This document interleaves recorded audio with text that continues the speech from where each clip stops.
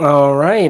Good afternoon to those of you on the East Coast. Good afternoon also to those of you on the West Coast. I'm your host, Brandon Troy, host and co creator of Movers and Shakers Unlimited. And thank you guys so much for joining us, for this episode. If you were, keeping track of, what was announced when I was talking in this week in review earlier today, I was talking about some of the cool things that, are on tap. And one of those being conversations with those involved with the upcoming con Farpoint, which will be happening next week. But in lieu of that, I wanted to bring on a special guest. They are the chair of Farpoint Con. Want to bring on Sharon VanBlarcom. Let me bring her on now.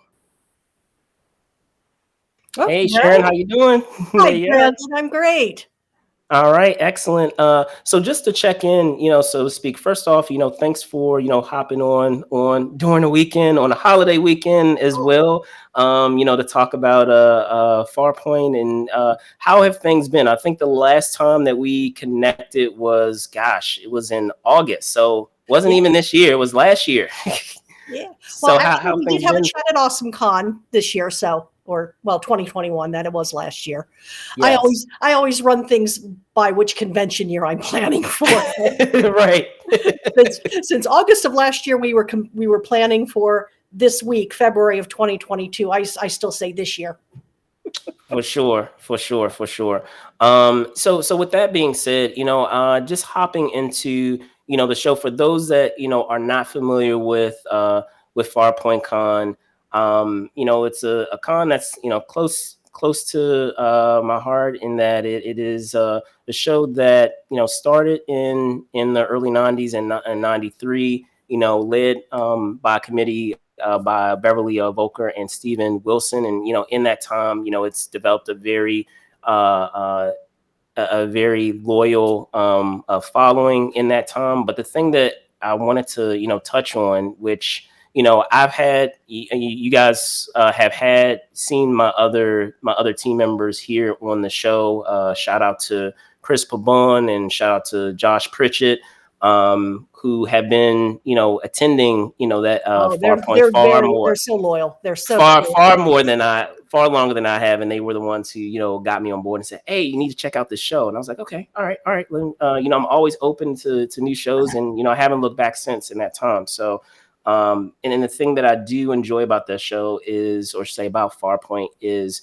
the intimacy aspect because.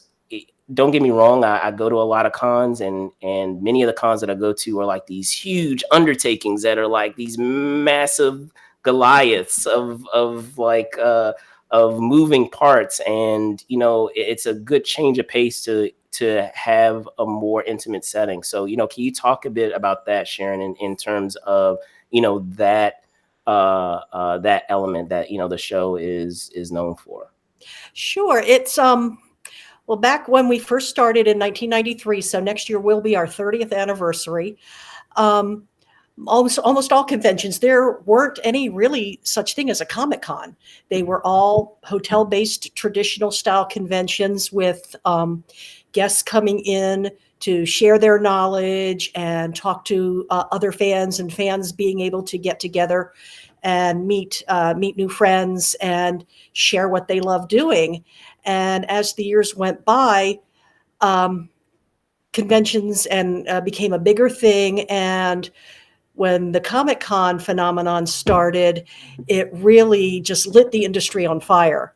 And bigger guests were interested in participating, and there was a lot more demand for events. I mean, golly, 30 years ago, most people were lucky if they went to two or three conventions a year.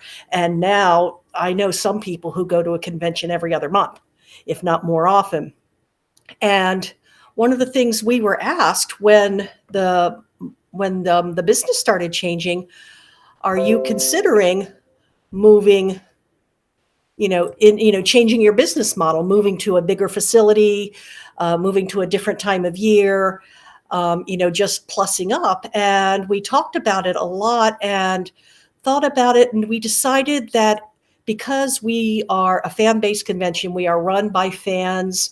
Farpoint Foundation, which is our sponsor, is a 501c3 charity, and our focus is on helping people learn more about their craft, and even, oftentimes taking that first step into becoming an artist and a creator themselves. And that is, being a small event is the best venue to allow people to exchange ideas and to learn from each other. And so we've always thought there's a place for that in conventions, and that was the identity we wanted to stay with. And we're lucky enough, being around for so long, we've been lucky enough to work with so many industry professionals and even agents to get our when we get our 2 or 3 celebrity guests every year. We're lucky enough that we have a strong reputation, so that one of our primary agents, she will often send a new actor client to us first, so that they can get an understanding in a more relaxed atmosphere of how conventions work and what's expected of them. And that's kind of an honor and a trust that we take very seriously.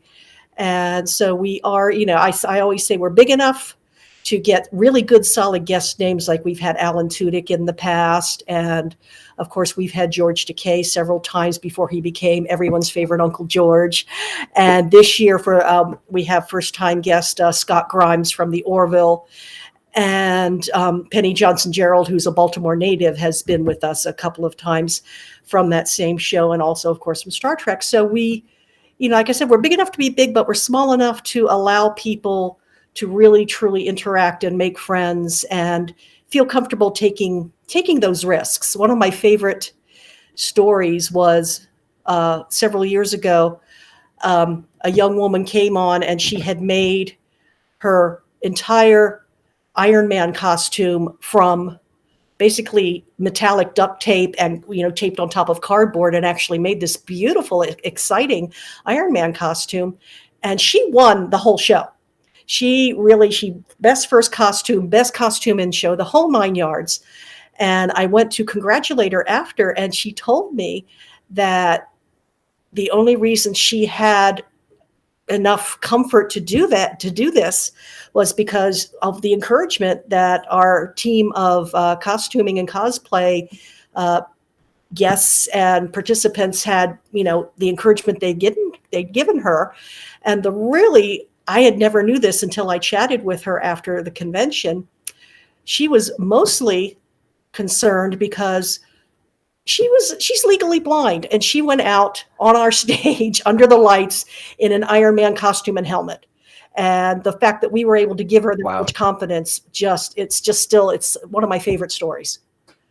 Outstanding. And those kind of things are what make Farpoint, I think, one of a kind.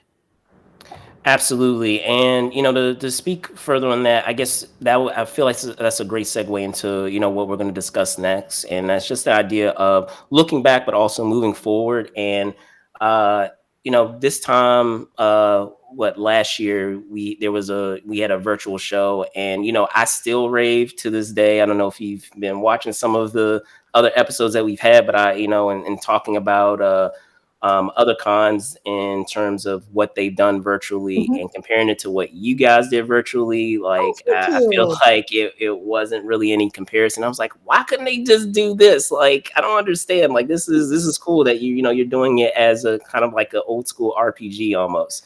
Yeah.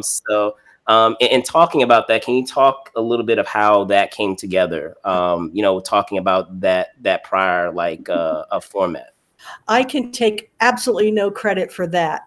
We used the GatherTown platform that was found for us by Matthew Shogren, who is our technical director, and the man can make magic. Literally, he found this platform, he evaluated it, and said, told me that his team could put together basically a replica of the hotel layout on a virtual screen. And yes, I loved the old school Avatar RPG format. I thought it was just the cutest thing I'd ever seen. And it was extremely easy to use. And of course, the platform, we did have to course, buy the rights to use the software for a large meeting. It has a free version for very small activities, but once you get above a certain size of expected attendees, you buy an instance, a license for your instance. And it was not ridiculously priced for us as a nonprofit. And we went to town. Matt and his team, including his right-hand man, Martin, they put together the map layout and set up all of the interactive tables, because you might probably remember each of the little tables for vendors and our little information booth and even the little private conversation booths. And we had gaming tables. Those were each little private message rooms where you could join in and chat with your friends throughout the weekend. And then there was also the interface through GatherTown into Zoom. And so all of the panels were hosted in Zoom rooms that you entered through the GatherTown interface. It was seamless from the user side. And our tech team put together all of those interfaces, and they did about 3 weeks worth of training classes for people who had different functions. If you were going to be working one of your tables, they had a little class and demonstration to teach our vendors and clubs participating how to personalize their table and what to do to be available during the weekend to chat with people as they stopped by the table. And of course, people who were speaking on panels got a class on how to interface and what to expect. And Martin's team, they did just a phenomenal job. They had someone monitoring our companion Discord channel for people to send quick messages especially if they're having technical difficulties. They had people monitoring each of the panel rooms. And so that allowed us to, from the Farpoint committee team, to be available at the information booth and at other parts of the virtual activities to keep things moving from our end. So it was a real team effort, but I definitely tip off the entire hat to Martin and his team for making it happen, because it was a lot of fun to use. And the neat thing was, it was very intuitive for most people. Agreed. It was. As I said, I still, rave about it, to this day of, If we this had to is go the way. virtual this year, we would have, re-upped our GatherTown Absolutely. license. And speaking on that, I feel like that's a great segue. I'll address the immediate elephant in the room. I mean, it's no stranger that we are living in, still living in unprecedented times, It's insane. and in terms of any type of event that we're gathering in. And with any show, all the challenges that you guys deal with, behind the scenes, that's not really brought to the attention of, attendees. I'm aware of a lot of it, and it's a, kind of stuck in a rock and a hard place. So, and talking about that of, what you're doing, with this, this year's show, are you able to, just briefly speak to that? I mean, I'm not going to get into all the details of everything. I know, it's already kind of been, explained and discussed, but just still, talking about, now after being away for a couple of years, getting back into the swing of things and getting back into the routine that maybe you forgot about. You're like, wow, oh yeah, I forgot that we have to do it this way, or I forgot that we're doing this, because it's been a couple of years. Yeah. I mean, we've been luckier than most events because we were able to have a 2020 event before everything shut down. And Sure. a lot of conventions didn't have events in 2020 or 2021. But yeah, it's been really so many different things, because with working really hard to make sure everyone is as safe as possible, and also working with our hotel venue, because Marriott has its own COVID safety requirements that we need to make sure we were in compliance with, along with following what CDC and the state of Maryland has asked for or recommended, because nothing has been mandated in regards to this is what events should do. It's a lot of it's been straightforward. We recommend these things, and we looked at, and we were lucky enough to consult with some experts in the medical field and in event planning, and I even had a very lovely conversation with Michelle at the COVID-19 hotline for Maryland about their recommendations. And it really came down to what would work best for us in our facility. Um, because one of the things that made it very tricky is that Marriott itself does not require any kind of vaccination check protocol. They ask if you're not vaccinated to please wear a mask, and that's about it. And so it came down, how do we integrate that into keeping everyone at Farpoint as safe as possible? And the recommendations that came down that we went with were definitely, we are asking everyone to wear a mask. Our high traffic touch points, like our registration and information desk, our art show checkout desks, our celebrity guests who, of course, are interacting with so many people, they will be behind a plexiglass screen. We did implement an attendance cap every day. We are keeping attendance at half capacity of what the venue can hold in order to maximize social distancing and also allow us the opportunity to rearrange where our lines go and where a lot of the tables are going. And also in our meeting rooms, we are rearranging the layouts of the chairs and asking people, if there is not a seat available, please wait to enter the room until one is available, because these are some of the tried and true and best practices to keep everyone safe and limit exposure to any germs floating around. And it's been very difficult because, as you know, the COVID virus is very contagious, and even if you've been fully vaccinated, which everyone on our committee has, you can still catch it. It's really been very tough to put together a plan that is workable and fair and can be, can provide the best level of safety that we can. One of the things that the big things that we changed, people are usually used to when they come to Farpoint, they will get a personalized badge with their name on it. But that personalized badges take a little bit more time to hand out when you're in line, especially for people who are purchasing their badge at the door, because you're standing in line the extra time while the people in front of you are each getting their badge and filling out their name, or Right. someone has pre-ordered a badge and the name is incorrect, so we make corrections on that.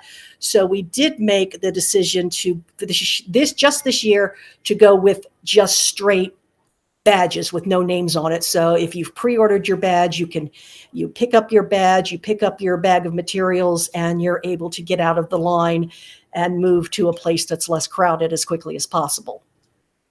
For sure, for sure. And in speaking to that and just that idea of, as I said, the landscape that we're in, and the what you guys, a lot of the, like I said, a lot of the circumstances that you guys have, in talking about, as someone who is working with shows like these behind the scenes, and just thinking of just the landscape going forward, and knowing that we're still not out of it yet.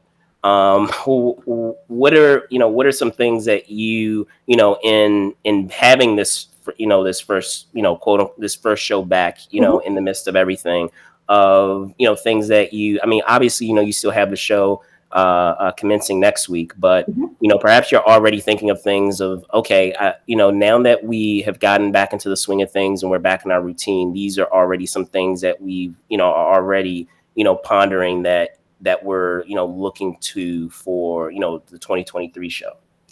Oh, definitely. Because one of the things that we always try to do is look at what's happened and what is happening and what we experience in the planning run up to the event, and into the event itself and what we can learn and improve on.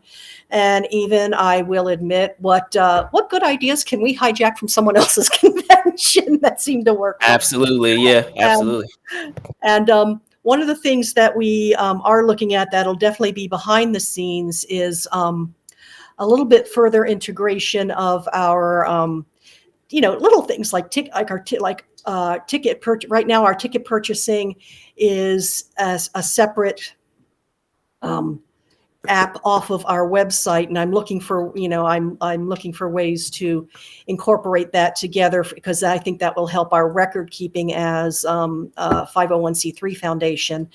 And for our guests itself, we are very pleased with the new version of our ticketing app. We upgraded some of that, so I think people coming through the line this year will be able to get through very quickly. We are also, because of wanting to lessen lines, we've actually dispersed the lines. Our previous live convention, all of our guests, press people, staff and committee picked up their badges from one desk, and the line and the traffic clog there at certain times became bad. So in order to reduce that, we split, and our guests and press people will be picking up their badges downstairs in our ConOps office, whereas staff and committee will still be upstairs doing that. And our information desk people who were managing all four of those types of badges and now only have to worry about two, they're already very thankful.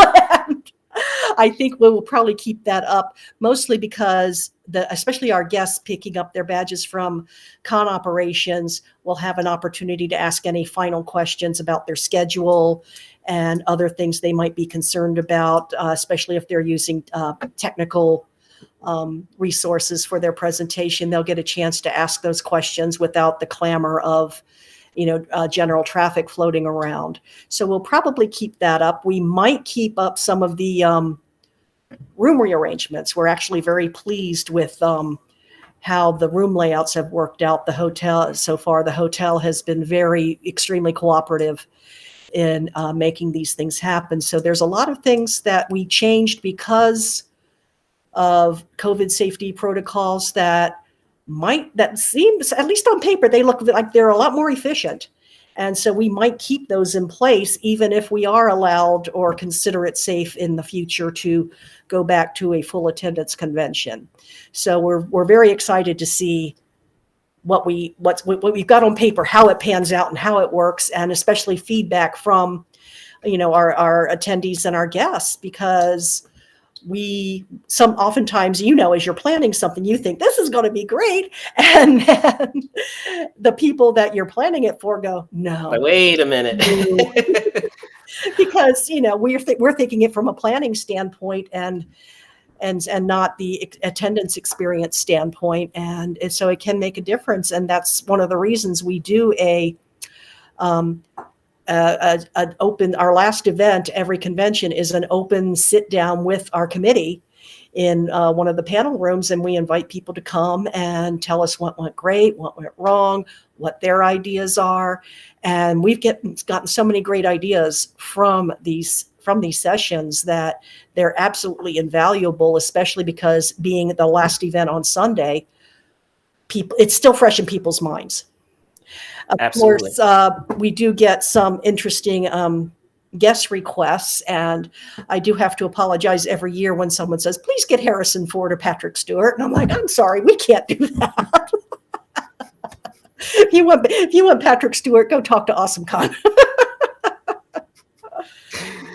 So with that in mind, and continuing, on the subject of like the landscape of how everything is, do you also foresee, because I feel like a lot of times, based on the circumstances of the last 2 years, that it's caused a lot of places, just like you were saying, like in terms of how you're executing the distribution of badges, maybe also in the distribution of content too. Have you guys thought of, I was raving about your your RPG model, Yeah. has there ever been any talk of like perhaps hybridizing between what you have with that and also doing the live? Or maybe I'm already putting the bug in your ear right now. No, we have talked about it. I know this year some of our programs are going to be live streamed in Okay. because some of our scientist guests are working on projects they just can't get away from. Sure. And a couple of our dear friends like Mark Okrand and Howard Weinstein and Bob Greenberger, they have different issues. Bob is a teacher Yeah. in the school system, and he doesn't, he doesn't want to take any germs back to his classroom Sure. Sure. or Sure. from his classroom bring it in. And so they asked to do their programs virtually, which we were able to do. So we've been kind of hamstrung at our hotel venue in regards to that through no fault of any of the operators. The building itself, as you know, is old, and their capacity for hardwired, because to stream well, you need something hardwired and a good bit of bandwidth. And we kind of know what they can give us, but we're not quite certain. So we thought it'd be better off this year. Let's try streaming in, and we will take a lot of those virtual content and some other content and put it out on our YouTube channel right after the convention. And then we're looking at that as our first step to hopefully eventually doing something hybrid in the future, because the technology is rapidly improving. And as you know, I mean, it's been fabulous. And so this year we're taking our first step into further exploring what the possibilities are, because when we did our virtual event for 2021, we were pretty shocked. We had people joining in, some of our regulars from further up on the East Coast who sometimes can't come down because the weather mucks things up for them. But we had people logging in from England and Mm-hmm. Australia and Mm-hmm. Western Wyoming and California. Mm-hmm. And it was exciting, and it just drove home. This is something that could be very valuable and very much a possibility. So it's definitely further in the cards, and you have been very generous offering up your knowledge and information, and we definitely plan on picking your brain as things are developing and as we learn more about what we can do, what we want to do. But it's very much a possibility, and it allows information sharing and just the con experience to be enjoyed by so many more people. Absolutely. It's very much worth the investment.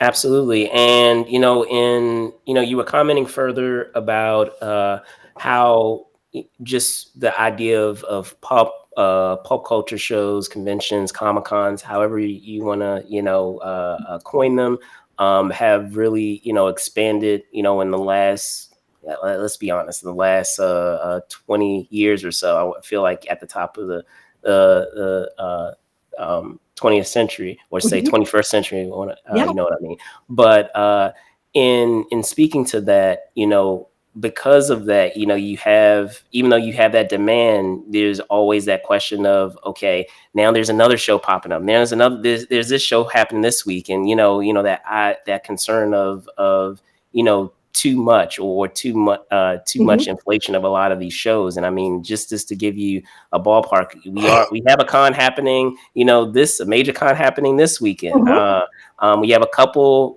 of them actually happening this weekend. We have a couple that are happening, next weekend. We yeah, in addition to yours. So, has there ever been? Because I understand that with a lot of the shows that are within the same region, you guys are, aware of each other, and you try mhm, not to step on each other's toes, so to speak, sure. and try to share the wealth.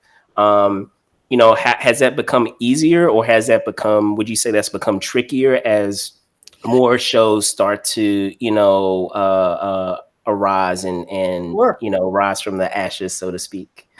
It's trickier, I believe, for the new shows, because especially in the area, it's basically the megalopolis from Philadelphia all the way down to Richmond and even Charlotte, North Carolina. That whole area, we do have shows pretty much every weekend, if not, at least three times a month.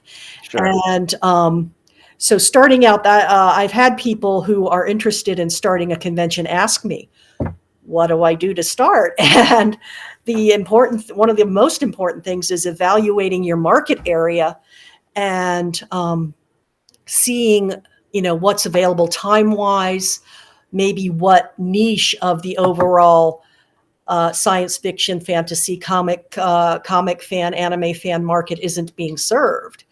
And in our region in particular, it's pretty well saturated, but It's pretty dense. Yeah. other parts of the country is not. And the other thing is definitely evaluating when you think you want to have your event and bouncing that against, just a calendar of your region to see what other events are happening and how close they are. And you need to look at not just pop culture fan or science fiction or comic fan events in that idea. You need to look at things that are of more general interest to your market, to whatever your key demographic market is. If you are an event that you want to open, invite and encourage people of all ages to attend, then you have to bounce your market idea against any local sports competitions, any general, local fairs, county fairs, anything that's happening that could appeal to your own market that is perhaps more established. And it can be very hard. Those of us who are established in the industry, even now, we have to talk to each other, and we do. I'm very blessed that the chairs from KatsuCon and Southern Maryland, Annapolis Comic Con, Balticon, Capclave, Shoreleaf, PhilCon. It's, I know I'm missing people out. Yeah, it's endless. Yeah. WordCon, we talk to each other, and and we share information, and it's very important to do when we notice something weird happening, especially the hotels that we share a facility with. Shoreleaf uses our facility at the Delta Hotel. Monster Mania Con is there. Mid-Atlantic Nostalgia Con is there. And we even share a lot of staff as well. So when one of us notices something, we let the others know in order to, share the knowledge and even oftentimes share ideas. And one of the things I do have to admit, I don't miss anymore. For quite a few years, Farpoint and KatsuCon were on the same President's Day weekend. and if you have to be on the same weekend as a super wonderful giant convention, as a science fiction convention, it's good to have an anime convention at that same time, because it's an audience crossover, but it's not the hugest direct audience crossover. Sure. But we did have a lot of people who had told us, especially people who work KatsuCon, I want to come to Farpoint, but I can't because I'm working, or I can't because I'm committed to vending at KatsuCon, or I already have tickets to KatsuCon. And so we made the conscious decision about almost 10 years ago we miss not being on a holiday weekend because it gives people a chance to relax after their travel or come a little early or stay a little late. But in regards to just freeing up the schedule and giving our attendees more of a choice, it's worked out very well for us to move. Usually this year we're the weekend after President's Day weekend because of a conflict at the Delta Hotel. They had another booking.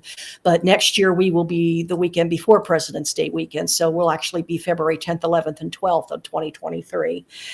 And it's worked out really well for us. I don't know if KatsuCon's noticed because they are so big and they are so busy. But everyone I've met who works KatsuCon has been so nice and encouraging, because they have recognized that big conventions have the resources and abilities to do many big, important programs that a small convention can't do. But then in reverse, the same kind of thing, we can do things that they're not able to do. For a big example, our celebrity guests on a regular basis will join in and judge our masquerade costume contest, or they will perform on stage with the radio play we do Friday night as part of our opening ceremonies when there's a role for them. And as a small event, the guests are comfortable doing those things. Whereas at a large convention, oftentimes it's not that they might not be comfortable. They oftentimes just can't work it into the They're too schedule. busy. Yeah, So they're many pulled too demands many different ways. Yeah. on their schedule. And so there's room for all types of conventions to a certain point, but there is that market glut that you referred to that I truly believe in our East Coast Mid-Atlantic area, we have reached it, except for maybe very small micro conventions. Those seem to do very well. And that's oftentimes when someone says, I want to do a convention, that's usually one of my, along with my recommendations of evaluating your market and your date, is start off small. See if your idea has legs. Don't bankrupt yourself doing something, because that, even if your idea is the best in the world, if you destroy your bankroll in your first try, you're not going to be able to go much further. And so definitely start small, learn, especially if you haven't run a convention before, because there's a big difference between working a convention as a staff person and actually being the person who's answering all the questions and signing the contracts and all of those things. And it's a big step. Sometimes I don't think people realize how big a change it is. It changes your perspective. It changes what you need to do in regards to help working a convention. A matter of fact, I tell people the biggest part of my job is right now. All the pre-planning, the paying of the bills, all of those things. And then once the convention starts on Friday, I'm pretty much just the roving troubleshooter. And the actual operations goes over onto the other committee members who are running the shows and watching the schedule and making things happen. So Friday, this time next week, I'm going to be probably very, very happily watching everything going on and just saying, I'm in con ops if you need something. Absolutely. And speaking to that, because you were talking about, and that is a distinct difference of shows that are established and have secured that niche for themselves versus newer shows. Has that even been entertained at this point? Because you guys have been around for a while of that that period of the year that you guys have consistently had. Has it ever been entertained to do it at another time, just based on other shows popping in there and trying to just like you said, have that that time to yourself for fans to enjoy? Or has it pretty much been like, this is what our what tradition has been, and we're going to keep hold on to this tradition as much as possible? A little bit of both, because right now we'd actually have to leave this market area to try and do something at another time, because really, if you look at the convention calendar in our area, there literally is something small, medium, or large every month, if not. Yes. And we did back when Farpoint first started, and our predecessor conventions before that, which was October Trek and Clipper Con, they were in October. And back, golly, about around about 2000, the hotel asked us to consider moving to February, because October had become a very busy wedding venue month. And they were getting a lot of requests for October fall weddings. Excuse me, I'm getting ready I have to plug in my computer. It's almost dying. You're okay. And all the BTS stuff that people aren't aware of, when you are, speaking virtually. But yes, go ahead. And they came to us and asked us to move to February, where they did not have any activity at the time. And they offered us a much better price. So we were able to not raise prices to our attendees at that time for quite a few years, because of the little bit of a sweetheart deal. They essentially incentivized us financially to move. And and a lot of people missed the better weather with us being in October. But as an October convention, we were ended up running into so many other things. Anywhere you schedule your event, there's pretty much nowadays going to be something. Yeah. In October, we had to put up. We also had weather concerns. Instead of snow, we had to worry about late hurricane season storms. One year, actually, in 2 different years, the Pope came to visit Baltimore, which meant traffic jams and other things. Many I'm not Jewish, so I apologize for not remembering which Jewish holiday, but one of the Jewish high holidays is in October. And that would oftentimes affect both staffing, guests, and attendants who wanted to observe the holiday. And so every month or time of year you schedule your event, there's always going to be something happening that you have to deal with. For example, Baltimore Comic Con a few years ago had on their Saturday had the Baltimore City Marathon happening right around the convention Yep. center. Right around the convention center. Trying to Yeah. get in, and there's always something. And the important thing is, to really be aware of what's happening, and it can change every year, and plan accordingly. And for us as a nonprofit, and all our entire team is, we don't get paid. My husband calls this my unpaid full-time job. And trying to add on another event it would be asking a lot of commitment from people who, because of their own lives and their other commitments, are already fairly largely committed. So in order for Farpoint Foundation to look into, and it would be cool if we could do this, establishing a bigger budget, bigger fundraising, and paying a couple of full-time people to organize and manage events for us. And maybe that is something we can grow into in the future. And I would love that. But, we have to plan for such things and take it a step at a time, because when you're making big changes to your organization, either your event or your time frame or your organization staff and hierarchy, you have to plan for it and execute it carefully, because you could unintentionally damage your reputation by mucking things up without planning or executing things as well as they could be, and you end up ruining the experience of people at the events you're currently hosting.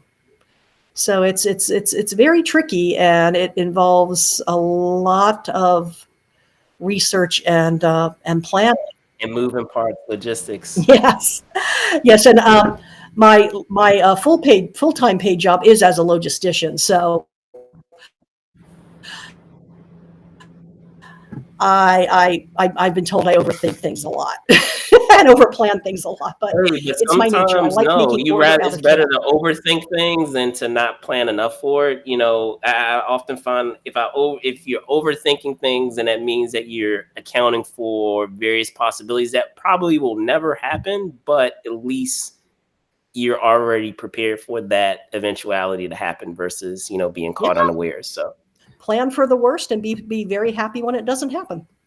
exactly. So, well, Sharon, thank you so much for hopping on, as I Oh, said, on thank the you so holiday much. weekend with your time and talking about the upcoming show. As I said, Farpoint 2022 will be happening in Con next week. Yes, Before I let you go, can you tell folks where they can find you?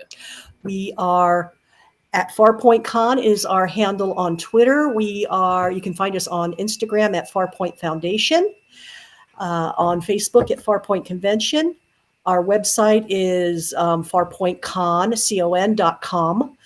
Tickets are still on sale through tomorrow Monday at midnight for pre-sale pricing, and then tickets will be available at the door. Because of our attendance cap this year, we are announcing every morning around 6 or 7 a.m. if tickets are available for that day, because that would be the worst thing, is for someone to show up hoping they can get a ticket and not being able to. But right now, things are looking great. Our pre-registration is up. We are very excited and happy to be back in person. And definitely, Brandon, thank you so much for your time and your support. You have been such a good friend to us, and we really appreciate it. Not to worry, not to worry. And as always, I'm your host, Brandon Troy, host and co-creator of Movers and Shakers Unlimited. Thanks so much for joining us, guys. As always, and just know that we have a few other conversations that are on the way, so be on the lookout for that. But other than that, again, I want to thank Sharon for hopping on to talk about Farpoint, and see you soon. Bye. Indeed.